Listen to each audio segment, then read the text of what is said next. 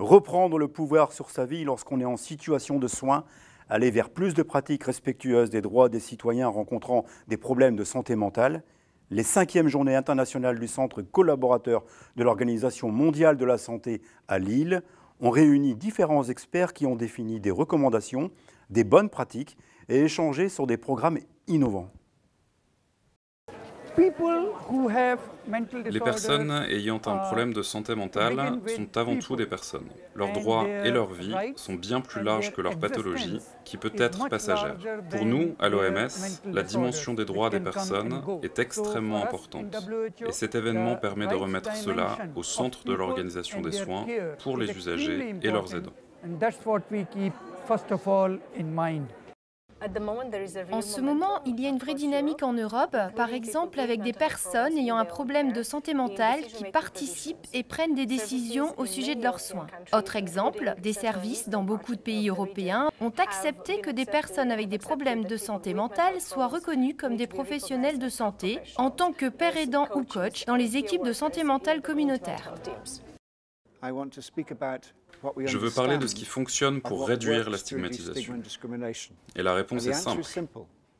Ce sont les actions des personnes elles-mêmes quand elles parlent, quand elles révèlent leur maladie. C'est ce qui réduit la stigmatisation, c'est ce qui réduit la discrimination.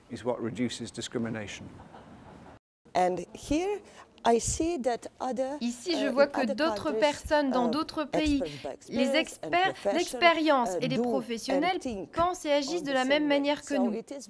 Ceci est très important pour nous, le fait qu'en revenant en Croatie, nous puissions dire « D'accord, ceci est la bonne manière de faire ».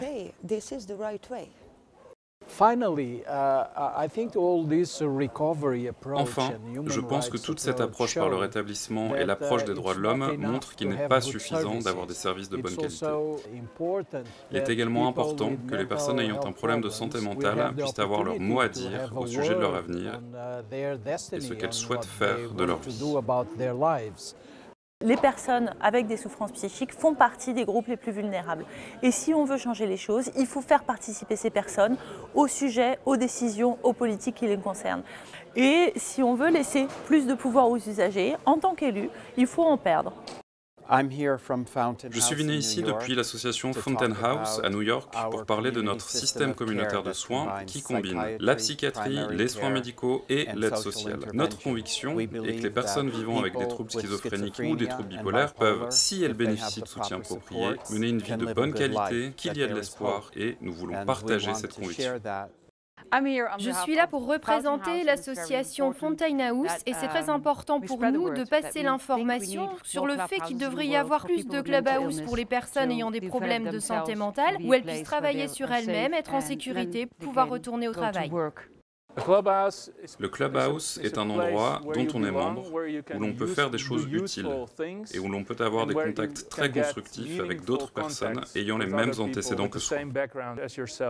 On participe avec un certain nombre de personnes à la mise en place d'une initiative de type Clubhouse sur la métropole lilloise et ça c'est quelque chose qui est très attendu. C'est quelque chose qui vient concrétiser un pas important dans cette notion d'empowerment, de pouvoir développer des lieux qui vont participer à l'épanouissement des gens, qui soient en dehors des structures hospitalières, en dehors des structures de soins, et bien de bien montrer la continuité qui existe entre ces différentes approches. Je pense qu'il y a un changement dans les mentalités, dans les représentations, où les gens commencent à se dire qu'en fait, il n'y a pas les fous d'un côté et les normaux de l'autre, mais qui commencent à se dire que peut-être qu'on peut tous devenir un fou à un moment.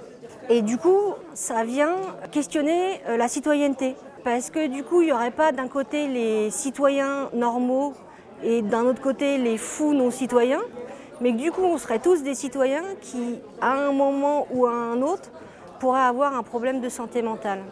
Et pour moi, ça change tout. C'est la fin de cette édition. Merci de votre écoute. À la prochaine fois.